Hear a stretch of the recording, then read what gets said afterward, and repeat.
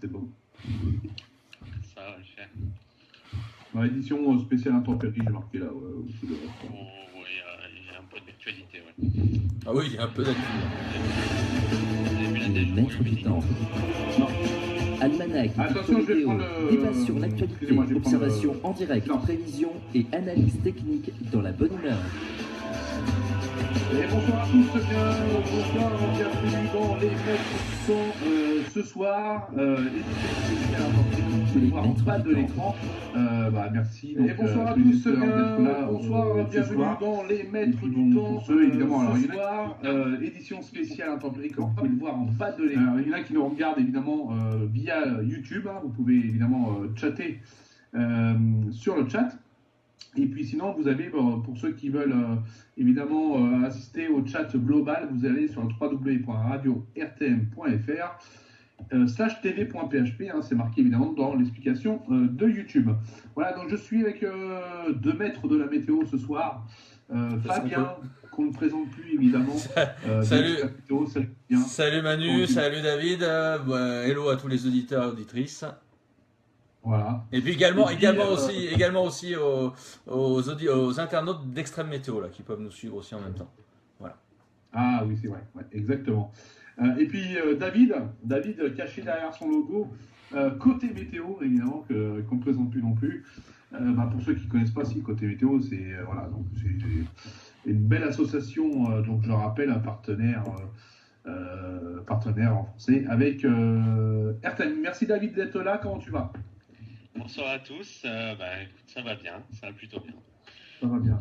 Voilà, donc évidemment, cette émission ce soir, on va en parler parce qu'il y a pas mal d'actualités, ouais. hein, comme tu disais tout à l'heure, David, en antenne. On va revenir parce qu'il va se passer plusieurs choses. Alors, ça va être assez compliqué, on va essayer d'ordonner ça. Phénomène national, et après, peut-être, on va parler de phénomène local. Fabien. Alors, je ne sais pas qui est-ce qui peut expliquer déjà un petit peu la tendance générale, Fabien.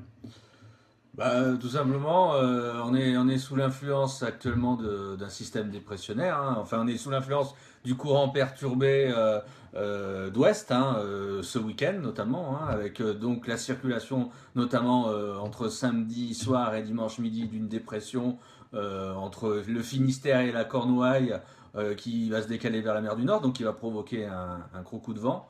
Avec même quelques rafales tempétueuses, mais ça on va y revenir sur les côtes de la Manche. Donc ça c'est, je dirais, une partie quand même bien agitée. Une autre dépression, peut-être un peu moins creuse quand même, devrait suivre lundi dans la journée et provoquer à nouveau... Est-ce que tu veux, excuse-moi Fabien, est-ce que tu veux qu'on montre les cartes, un petit peu la carte de synoptique de dimanche? Oui, tout à fait, je sais pas comment tu voulais... Ouais, puis je vais essayer de te suivre, voilà, donc ça c'est évidemment la carte de dimanche, vous voyez donc cette perturbation qui est assez creux sur les îles britanniques, où j'ai cru comprendre que tu as eu, alors j'ai pas regardé du tout évidemment, j'ai cru comprendre qu'il y avait pas mal de neige en Angleterre. Oui, au Royaume-Uni, il y a de la neige, alors sur le nord-ouest du pays surtout, au-delà de Manchester. Pour ceux qui ne connaissent pas, c'est au niveau de l'Irlande en fait. Donc c'est le nord-ouest du pays, de la neige qui est tombée à partir de 150 à 200 mètres d'altitude. Donc c'est remarquable, même pour le Royaume-Uni, c'est remarquable pour la saison.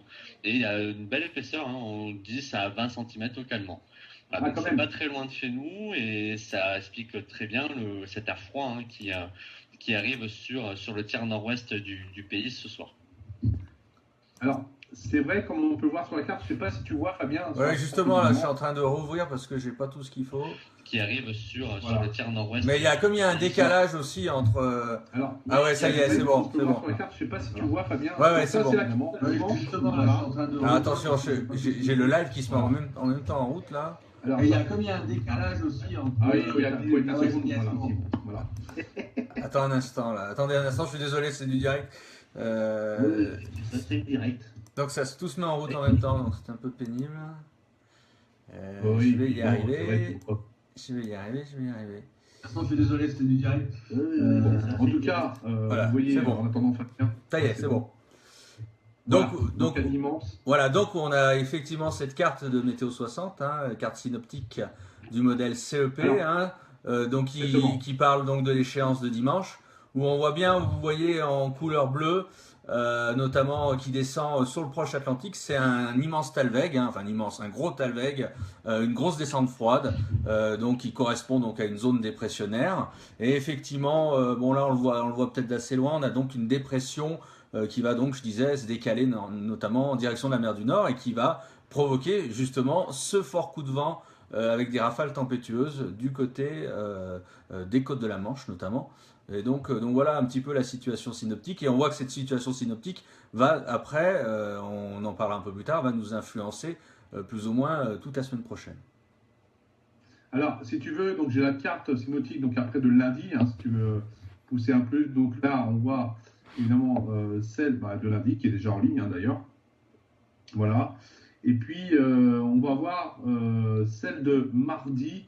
Alors, on va bien voir. Alors, ce qu'on voit bien quand même sur les cartes, c'est qu'on a une poussée anticyclonique là, qui va vers le Groenland. Et puis, voilà, on a. C'est un couloir de perturbation qui descend. Exact. On le voit ici, là, à mardi. Fabien, tu vas voir là dans quelques secondes. Donc là, j'ai sorti la carte à mardi. Donc, si tu veux bien continuer. Je suis toujours à lundi pour l'instant. Ah, tu es toujours à lundi. Bon, mardi, c'est bon. Mardi, c'est bon. Donc on a donc toujours, vous voyez, cette grosse poussée anticyclonique en direction du Groenland. On a donc cette descente froide là sous forme d'un talweg qui descend en très bas en latitude, hein, qui descend jusqu'au Maroc, hein, quand même. Hein. Et donc et qui a tendance un petit peu à, on va dire, à se rétrécir un petit peu parce qu'on voit que l'anticyclone pousse quand même, je dirais, par l'ouest. Hein. Et donc ce talweg est aussi coincé par une très grosse cellule anticyclonique qui se développe sur l'Europe de l'Est et sur la Russie. Hein. Exactement. Donc on va se retrouver dans une situation qui va se retrouver bloquée, quoi. Voilà, c'est ce qu'on voit à la carte de mercredi. On voit très très bien, donc vous voyez, pour ceux qui connaissent, de la Russie, donc ces gros anticyclones là, qui poussent aussi voilà. vers l'ouest. Et donc on a une jonction des deux cellules anticycloniques par les îles britanniques, ce qui fait que ça va isoler cette zone dépressionnaire là, qui nous concerne en c'est une grosse goutte froide d'altitude quoi, hein, après, hein, par la suite. Hein. Mais qui va tournicoter sur elle-même et qui va réalimenter, on en parlera après, toute la semaine, notamment les remontées très humides près de la Méditerranée, et notamment près des Cévennes. Voilà, exactement. On va peut-être parler dans un premier temps, alors si David a quelque chose à dire en ce qui concerne la tempête là, qui va avoir lieu.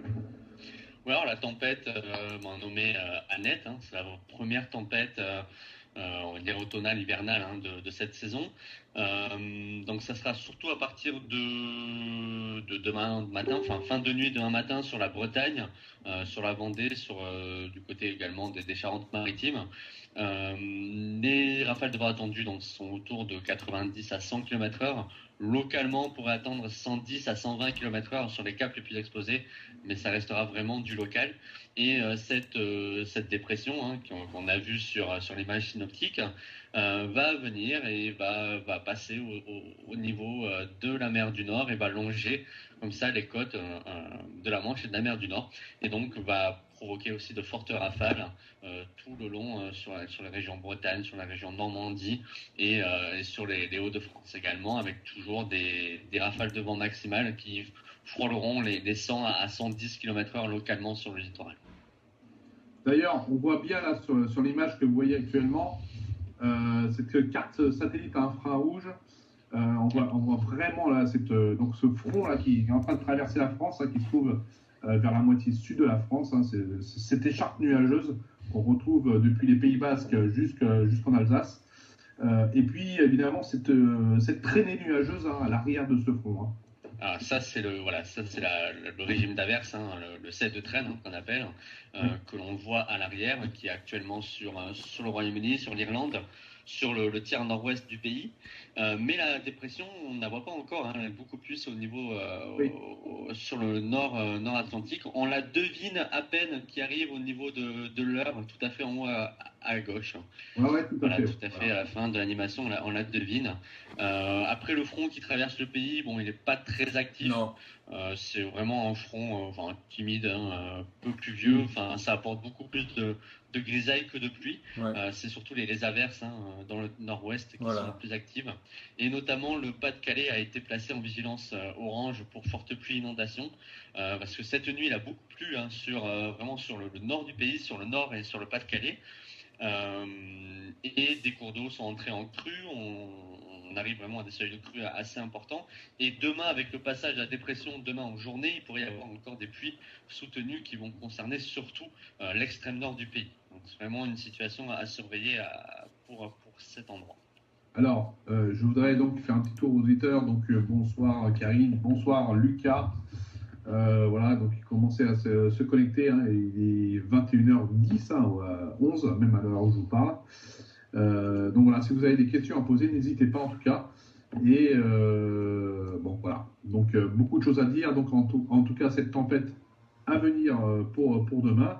Et puis après, donc, pour la suite, alors c'est vrai que ça va plutôt concerner. On va dire encore une situation qui peut être très inquiétante d'ailleurs sur la Méditerranée, quoi. Moi, je vais un peu, inquiétante. Possiblement oui, mais pas obligatoirement dans la mesure où si on fait un focus sur la Méditerranée, on voit que déjà dimanche, on voit que les premières pluies devraient commencer à tomber sur le pourtour méditerranéen, notamment près des Cévennes. On a déjà un vent de sud-est qui va s'activer et qui va faire remonter les masses nuageuses contre les contreforts des Cévennes. Donc déjà un vent de 60 km/h environ, un vent de sud-est. Mais c'est surtout à partir de lundi qu'on aura une intensification des précipitations, notamment sur les contreforts cévenols. Alors contreforts cévenols, on parle plutôt côté Cévennes gardoise et ardéchoise. Oui. Ardéchoise plutôt. Et ardéchoise encore même plus que gardoise. Et donc là, ça devrait précipiter fortement toute la journée, avec éventuellement un petit caractère orageux, encore que le caractère orageux ne sera pas prédominant a priori dans cet épisode. Mais on aura vraiment de fortes précipitations. Et on voit que globalement toute la semaine, si je dis un peu les choses en raccourci, ça s'apparentera davantage justement à un épisode cévenol. Alors qu'est-ce qu'un épisode cévenol ? C'est avant tout donc des précipitations contre les contreforts des Cévennes, poussées par un vent de sud-est qui sera même sud à sud-est relativement fort, même très fort. On pourrait même avoir des rafales, je crois, jusqu'à 100 km/h. Oui, 80-100, oui. Passagèrement, on va dire. Et donc tout ça fait que les masses se bloquent contre les Cévennes. Et donc avec l'orographie, ça s'élève au-dessus des Cévennes et ça précipite fortement sur les reliefs. Alors qu'en plaine et plutôt vers le bord de mer, on aura plutôt des pluies. Les pluies seront assez fréquentes, mais on ne devrait pas avoir normalement de très gros cumuls près des littoraux cette semaine. Par contre, ça devrait plus ressembler à des pluies comme on peut le connaître avec des perturbations atlantiques que vraiment un gros épisode méditerranéen où on a des pluies diluviennes sur une même zone pendant plusieurs heures. Ça va pas trop être ce type de temps, notamment pour les départements du Golfe du Lion, l'Oriental.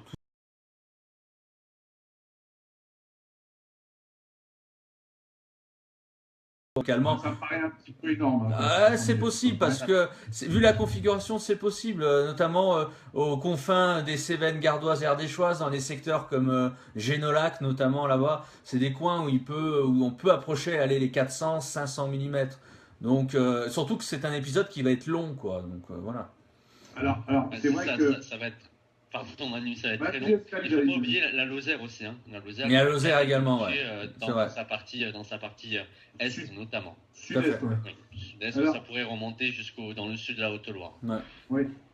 Oui, alors c'est vrai que là, vous regardez donc la cumul de précipitations selon le modèle, le modèle GFS que j'ai pris au mardi 22. Donc effectivement, on voit donc les cumulations au-delà des 300 mm. C'est en gris, vous voyez ce truc gris au niveau des Cévennes ardéchoises. Et puis, vous avez aussi le Gard, il faudra faire attention parce qu'on est quand même à plus de 150 mm de pluie. Il faudra faire attention aux crues, surtout à ces vents qui vont être assez forts. Ouais, les vents vont être forts. Donc, Là, sur la carte, tu vois facilement, enfin, on peut voir même facilement le flux, hein, le flux de sud-est, comme disait Fabien. Ce flux de sud-est qui va alimenter ces pluies qui vont venir se bloquer sur les Cévennes. Et donc, le Gard et une partie des Bouches-du-Rhône et vraiment l'extrême est hérolté se situe en plein dans ce flux, donc va aussi avoir des fortes pluies. Exactement. Donc voilà pour donc ces flux. Et puis aussi, alors, du coup, je ne retrouve plus ma carte que je vais retrouver dans quelques instants, évidemment. Ah oui, donc, et aussi donc, ce qui m'a interpellé, donc c'est alors, bon, je pousse un petit peu le bouchon, mais c'est cette récurrence qui va se mettre en place. Là, on va parler de tendance. Cette récurrence qui va se mettre en place sur le secteur méditerranéen. Et là, je vais montrer juste la carte. Donc une carte que j'ai prise au lundi 28 novembre sur l'ensemble de l'accumulation des pluies. Alors là, c'est assez impressionnant d'ailleurs. C'est pour ça que c'est une situation qu'il faudra vraiment garder. Donc une situation qui va être de long terme, avec quand même plus de 300 mm sur une grande partie du Gard. Et, alors bon, après, ça reste loin au niveau des cumuls. Et une partie de l'Hérault Ouest. Bon, ça, il faudra évidemment en revenir dessus, quoi. Ouais, ça, et les Alpes aussi, hein, l'enneigement dans les Alpes qui va être quand même assez important. C'est quand même à craindre cette situation, oui, dans la durée, effectivement, dans la mesure où, comme on vous l'expliquait, on a donc ce Talweg qui va s'isoler en une vaste goutte froide, là, en deuxième partie de semaine. Donc cette goutte froide, elle va tournicoter, être complètement emprisonnée par les cellules anticycloniques, hein, que ce soit du côté de l'Atlantique et du côté de l'Europe de l'Est. Et ce qui fait que cette goutte froide va tournicoter et va avoir tendance peut-être un petit peu à redescendre du côté de la péninsule ibérique ou au large de la Galice notamment.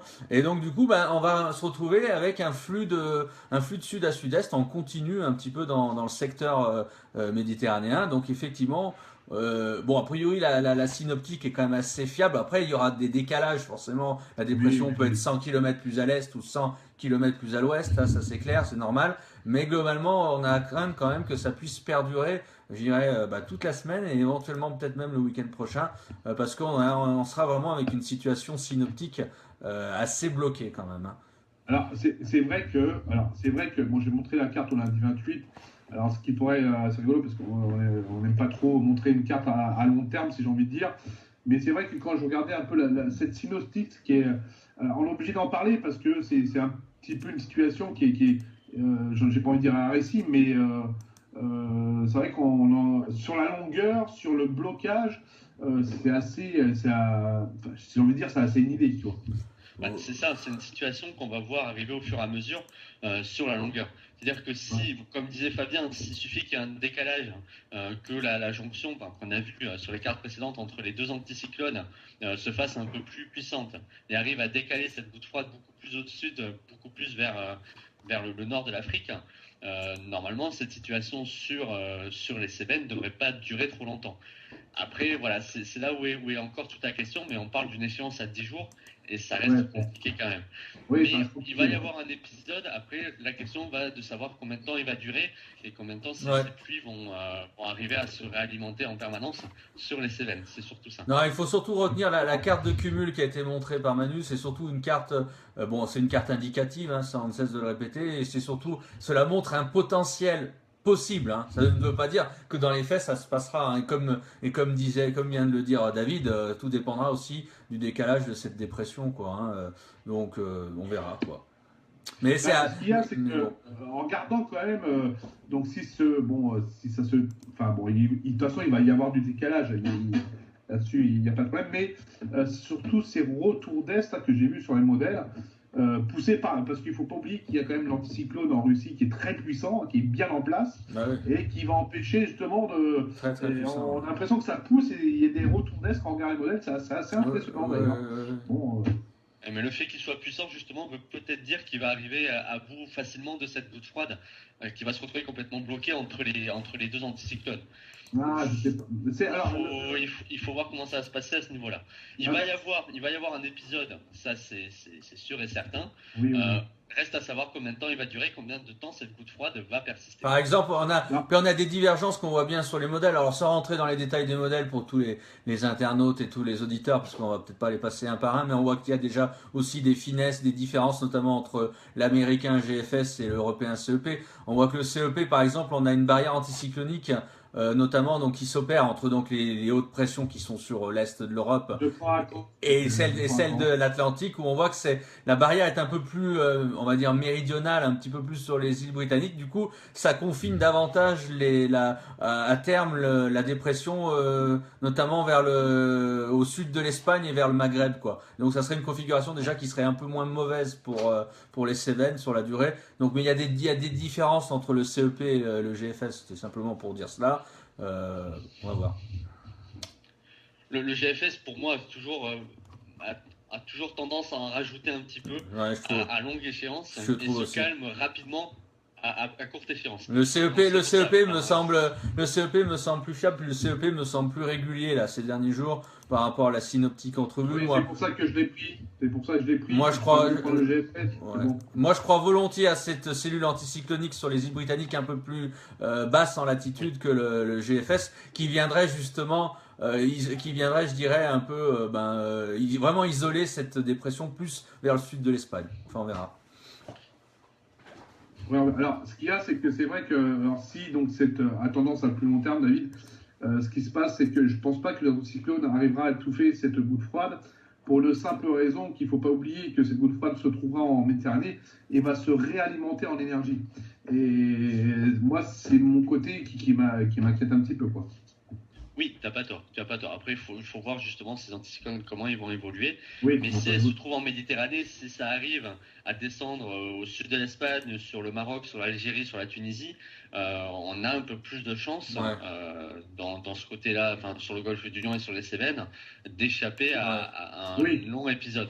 Voilà, ça va plus après se diriger sur l'Italie. C'est pour ça, moi, ce soir, j'aurais tendance à donner une petite préférence au CEP, mais on espère, je dirais, pour la configuration et pour les intempéries. Hein. Voilà.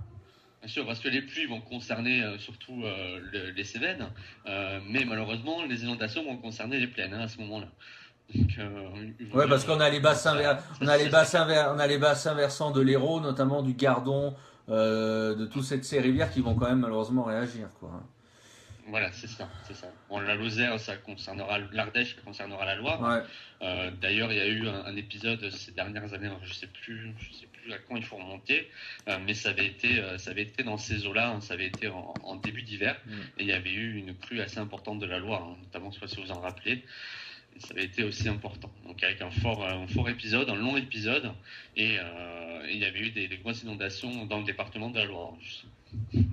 C'est vrai que ça peut bouger, hein, ça peut remonter jusqu'à hauteur. C'est vrai que là, on parle des tendances, mais c'est vrai que dans un premier temps, on sait à peu près ce qui va se passer au moins jusqu'à mardi maximum. Si je peux dire mercredi, mais même quasiment mercredi, plus ou moins. Ça peut encore bouger, c'est un peu délicat dans ce genre. Quand ça bouge, quand il y a des situations qui bougent, c'est très compliqué de mettre une fiabilité à +3. Mais bon, jusqu'en milieu de semaine, c'est quand même relativement bien cerné. Je pense qu'on est assez proche de la vérité là. Mais bon, après, c'est la suite, on verra la suite. Bon, il faudra affiner, regarder. De toute manière, sur RTM, il y aura certainement des flashs après, je pense, à partir de lundi, notamment concernant cet événement-là. Donc, là, on aura le temps d'affiner. Allez, on va faire une petite pause. Il est 21h24 et on revient tout de suite après. Merci. Voilà,